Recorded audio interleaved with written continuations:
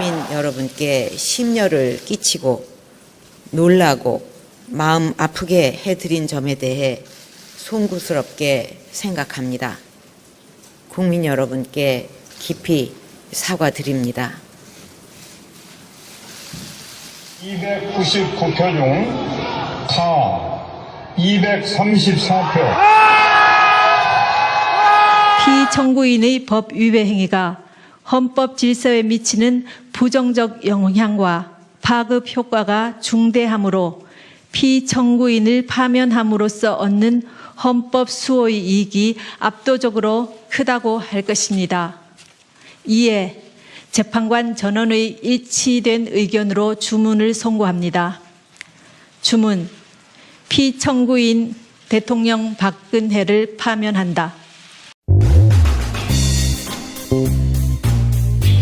안녕하십니까. 국민을 위한 국민에 의한 국민뉴스 팝콘뉴스가 처음 마련한 시사 프로그램 시사팝 진행을 맡은 김용두 기자입니다. 팍팍 터지는 뉴스 소재를 가볍게 터치해보는 시사팝은 5월 장미대선을 앞두고 19대 대통령 당신의 선택은?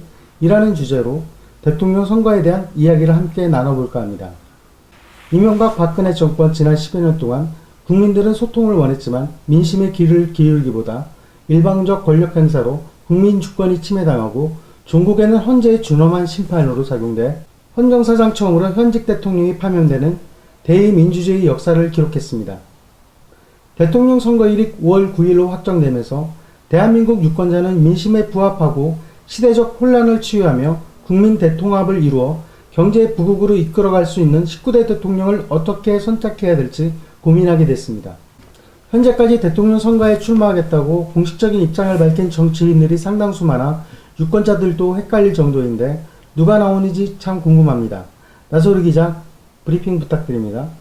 지금까지 대통령 선거에 출마하겠다고 공식적으로 입장을 밝힌 정당별 대선 주자들은 더불어민주당의 문재인 전 더불어민주당 대표, 이재명 성남시장, 안희정 충남지사, 최성 고양시장, 정의당의 심상정 당대표, 국민의당의 안철수 전 대표, 손학규 전 민주당 대표, 바른정당의 유승민 의원, 남경필 지사, 자유한국당의 이인재 전 새누리당 최고위원, 김진태 의원, 김관용 경북지사, 홍준표 경남지사 등입니다. 이후 경선을 통해 당별 후보자들은 한 명으로 압축되겠지만 현재로서는 총 14명의 의원들이 대선에 출마하겠다고 밝혔습니다. 대선 주자들이 이렇게 많아지면 유권자 입장에서 선택의 폭은 넓어지겠지만 짧은 선거 기간 동안 후보자 검증이 부족할 것 같은데 어떤가요? 네, 그렇습니다. 그동안 대다수의 국민들은 전통적으로 대통령 후보자의 이념이나 공약, 학연, 지연, 혈연, 여론조사 등을 선거의 주요 선택 기준으로 삼아왔는데요. 앞으로는 이런 선택 기준이 크게 달라질 것으로 예상됩니다. 유권자로서 대통령 선출에 따른 사회적 규약이나 가이드라인 없이 주권을 행사해오며 잘못된 선택 기준으로 최근까지 후회하는 사례가 잇따랐기 때문입니다.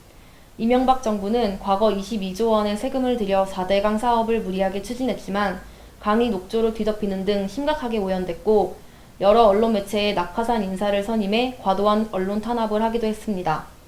또 이명박 정부 시절 군함 건조 사업에서 거액의 납품 비리와 로비가 있었다는 사실이 밝혀졌고 무인기 사업과 헬기 사업 등 다른 사업들도 비리 의혹이 제기되고 있습니다. 박근혜 정부 역시 박근혜 전 대통령이 세월호 참사와 그 이후에 보여준 무책임하고 무능한 모습으로 많은 이들을 분노하게 했을 뿐 아니라 일본에게 10억엔을 받아 위안부 피해자들과 상의되지 않은 합의를 일방적으로 보는 등 다소 이해되지 않는 행보를 이어갔습니다. 또 과거 이명박 정부 시절 국민 몰래 시도하려다 발각돼 무산됐던 한일 군사정보보호협정을 날치기로 체결하며 많은 비난을 받기도 했습니다. 이러한 사례들로 국민들은 5년이라는 시간이 대한민국의 미래를 결정짓는데 결코 짧은 시간이 아니라는 것을 깨닫게 됐지만 객관적으로 대선 후보자들을 평가할 수 있는 기준이 부족해 대부분 선행적 경험에 의존할 수밖에 없습니다. 이에 유권자들은 최근 여론조사를 통한 지지율에 의존하려는 경향을 보이고 있으며 언론도 표면적인 지지율을 유권자의 표심에 대입해 대세론을 내세우고 있지만 사실상 표면적인 지지율은 유권자 중 단 5% 응답률에 불과합니다. 여론조사는 조사 방법과 질문 내용, 순서에 따라 사실이 아니거나 의도된 결과가 도출될 수 있어 공정성 시비가 불거질 가능성이 높습니다. 이에 영국의 브렉시트나 미국 대선 결과를 반영하지 못한 여론조사보다 빅데이터 분석에 대한 신뢰도가 더욱 높은 편입니다. 빅데이터는 디지털 환경에서 생성되는 데이터를 말하는데 방대한 규모, 짧은 생성 주기에 수치 데이터와 문자, 영상까지 포함하고 있으며 이 중 최근 미국 대선 결과를 적중한 것으로 유명한 구글 트렌드가 가장 주목받고 있습니다. 구글 트렌드는 대상 기간 중 검색 횟수가 가장 많았던 때를 100으로 정하고 시기별 상대적 수치를 환산해 주제에 대한 대중적 관심도를 보여줍니다. 이에 구글 트렌드를 이용해 3개월간의 문재인 후보와 안희정 후보, 이재명 후보의 빅데이터를 분석해본 결과 3월 문재인 후보가 74, 안희정 후보가 62, 이재명 후보가 32의 수치를 보였습니다. 주제에 대한 검색 빈도가 높다고 해서 지지율이 높아졌다고 단정 지을 수는 없지만 여론조사에 따른 지지율과 이러한 빅데이터들을 함께 참고하는 것이 더욱 효과적입니다. 야 기자가 지적했듯이 잘못된 선택은 국민들 모두와 국가의 미래까지 영향을 미칩니다. 대통령 선거는 길거리의 좌판에 보기 좋게 진열한 인형을 뽑는 것이 아니라 국민 삶의 질을 향상시킬 수 있는 대통령을 선출하는 일이기에 보다 유권자 한 사람 한 사람 모두가 내실을 기해 올바른 선택을 해야 한다고 볼 수 있겠습니다. 예, 그렇습니다. 최순실 게이트와 탄핵 사건 이후 기득권 세력을 향한 국민들의 불신은 정점을 찍고 있습니다. 그동안 민심을 외면하고 나몰라한 정부의 진절머리가 난 국민들은 공명정대한 대한민국 정부를 고대하고 있는데요. 무너진 지방 기둥을 일으키고 혼란스러운 전국을 해결할 차기 대통령을 모색하고 있는 와중에 대선을 코앞에 두고 후보자들이 대거 출마하고 있습니다. 중앙선거관리위원회의 집계를 기준으로 현재까지 공식적으로 등록된 예비 후보자는 총 18명입니다. 이 외에 출마 선언을 내비친 후보자들을 합하면 20명을 웃도는 인원이 대권을 노리고 있는 실정입니다. 아울러 각 당의 당내 경선이 끝난 뒤 무소속 출신 후보자들이 출마할 경우 5월 대선이 혼잡해질 수 있다는 의견도 제기되고 있습니다. 다만 내달 15일 공식 후보 등록 시점에서 내야 하는 3억 원 가량의 기탁금으로 인해 중도 하차를 의사를 밝힌 후보자도 발생할 것으로 보여집니다. 대통령 선거는 길거리 좌판에 진열된 보기 좋은 인형을 뽑는 단순한 사안이 아닙니다. 우리의 삶의 질을 책임진과 동시에 대통령을 선출하는 국민들의 주권 행사 외에도 아직까지 제도적으로 상당히 미비한 부분이 많습니다. 예컨대 중앙선거관리위원회에 대통령 입후보 등록 시 제출하는 서류가 가족관계 증명서, 사직원 접수증 또는 해임된 것을 증명하는 서류, 증민등록표 초본, 정가기록증명서, 정규 학력증명서, 인형신고서 정도에 불과합니다. 후보자들이 내건 공약을 뒷받침해줄 객관적인 지표가 부족하다는 지적이 나오는 까닭입니다. 실행되지 못한 공약들로 인한 여파는 고스란히 국민들의 짐으로 옮겨갈 수밖에 없습니다. 수년간 번복되는 공약을 지켜본 국민들은 허상된 공약보다 실행할 수 있는 공약과 투명성을 촉구하고 있습니다. 통상적으로 청년들이 일반 기업에 취업을 하려고 해도 성적증명서, 건강진단서, 적성검사 등 각종 서류를 제출해야 하는 시대입니다. 청년들은 깐깐한 서류 전형을 통과해야 면접시험을 치를 수 있는 자격이 주어지는 반면 한 나라의 대통령을 뽑는데도 불구하고 후보자들의 인성이나 자질, 건강 등을 판단할 수 있는 정량적 지표가 마련돼 있지 않습니다. 이러한 상황 때문에 후보자들의 공약과 관련된 객관적인 자료와 함께 개인에 대한 구체적인 자료도 추가돼야 한다고 봅니다. 특히 대통령 후보자들의 평균 연령대가 높다는 점을 감안했을 때 건강에 대한 부분을 마냥 안일하게 생각하고 있는 것은 아닌지 재고해야 한다고 생각합니다. 예로 김대중 전 대통령은 대통령 후보 시절 건강 이상설이 대선 행보의 걸림돌로 직결되자 연세 세브란스 병원에서 직접 건강 검진을 받는 등 대통령직 수행이 가능하다는 것을 스스로 증명했습니다. 대통령의 갑작스런 건강 이상은 국정 운영에 상당한 차질을 불러오는 것뿐만 아니라 국가 안보에 상당한 타격을 주므로 국민들에게 영향을 미치지 않을 거라고 단정 지을 수 없습니다. 수많은 공약들에 대한 실행성, 국정 운영의 투명성과 더불어 후보자 개인에 대한 정확한 지표가 마련돼야 한다고 여겨지는 부분입니다. 실제로 국민들이 바라는 이상적인 대통령에 대한 답변을 현장 인터뷰를 통해 들어봤습니다.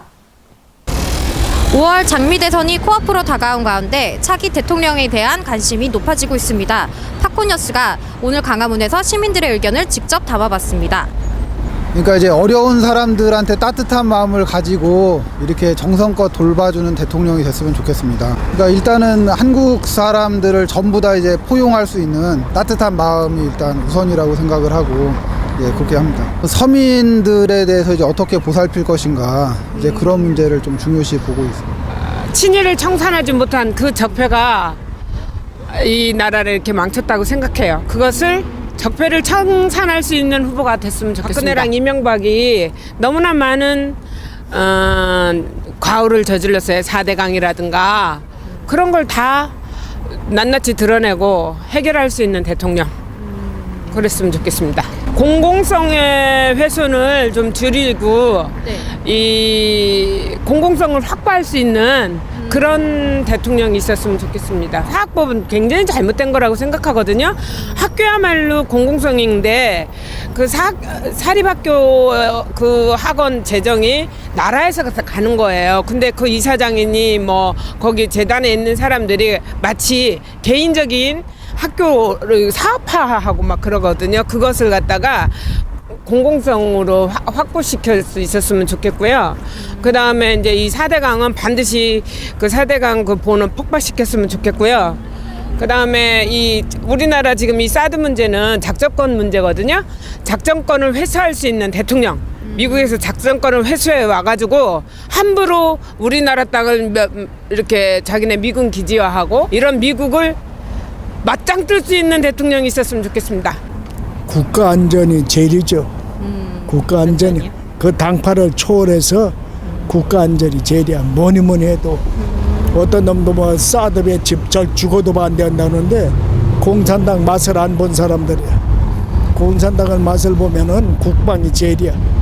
안보가 제일이야. 안보 이런 거 없이 말이지 이 평화고 뭐 다 유지 못해요. 우리나라는 지가 하면 민주고 남이 하면 독재라고 하는데 이런 상태에서는 국가를 이끌어 나가지 못해. 강력하게 해야 돼. 그런데 사실은 학연이라든지 지연이라든지 이런 거는 다 탈피해야 돼. 저 사람이 진짜 애국심을 가지고 국가를 이끌 사람인가 이거를 봐야지. 나는 여기니까 여기다. 나는 호남이니까 호남이다. 영남이니까 영남이다. 충청도니까 충청도다. 이런 지역 이거는 다 초월해야 돼.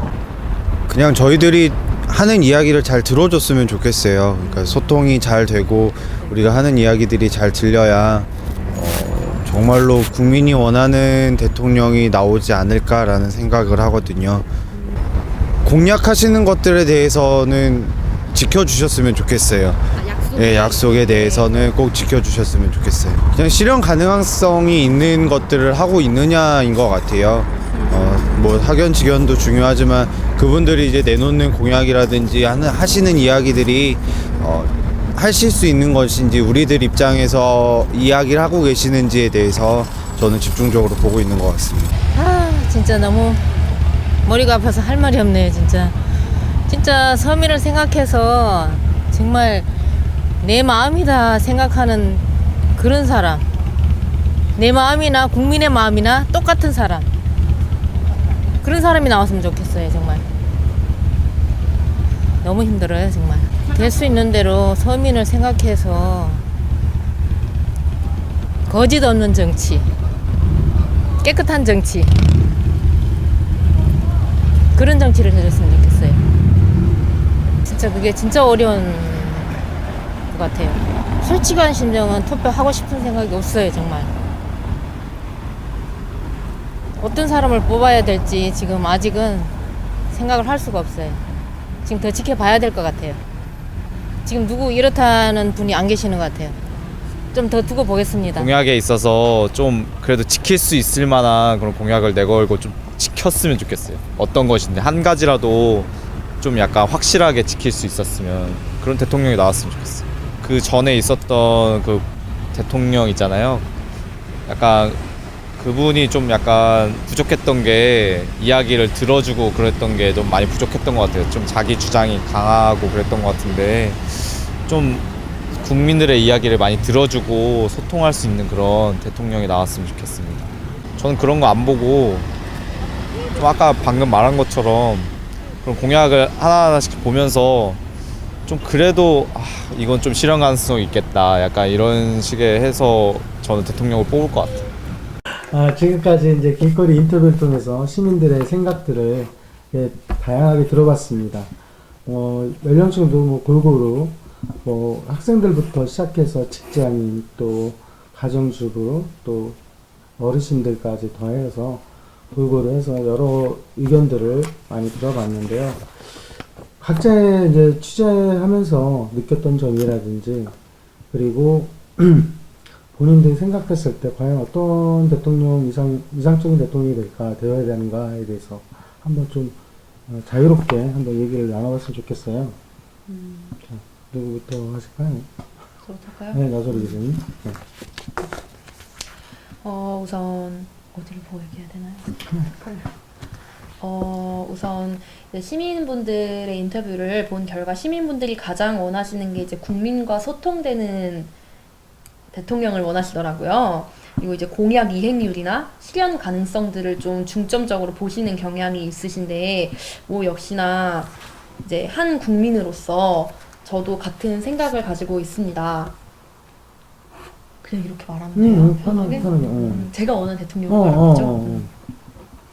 이제 최근에 이제 탄핵을 당하셔서 내려오신 그 박근혜 전 대통령, 박근혜 씨라고 해야 되나요?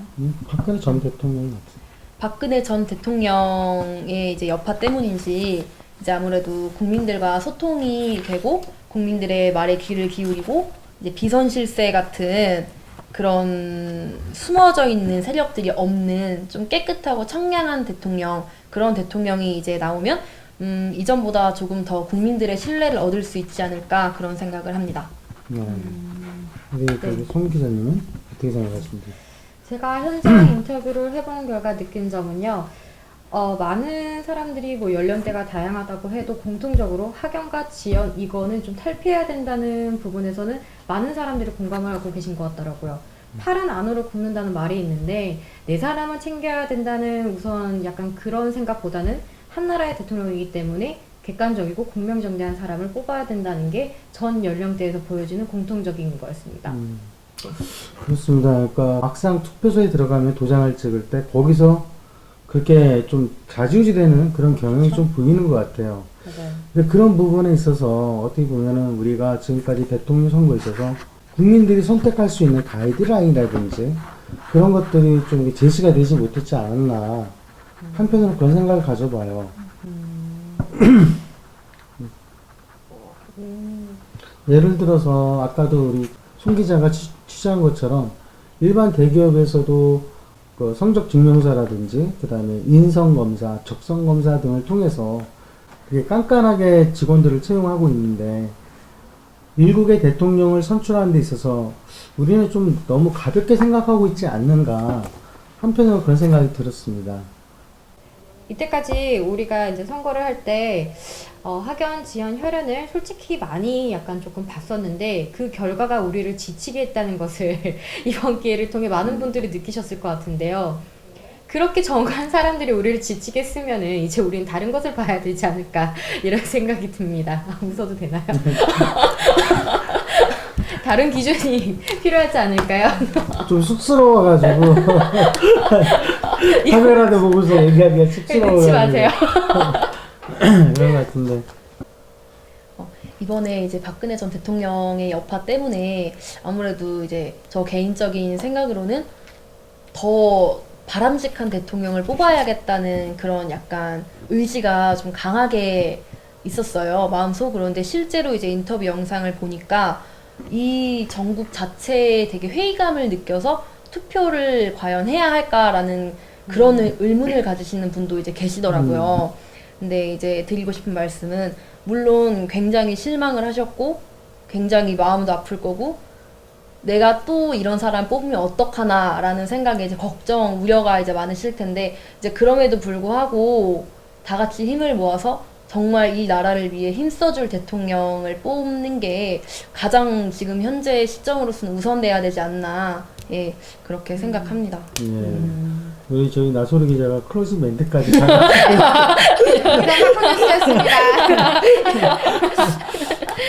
아예 진짜 어떻게 보면은 국민적인 피로도가 너무 좀 오래되지 않았나 그런 생각 많이 들어요.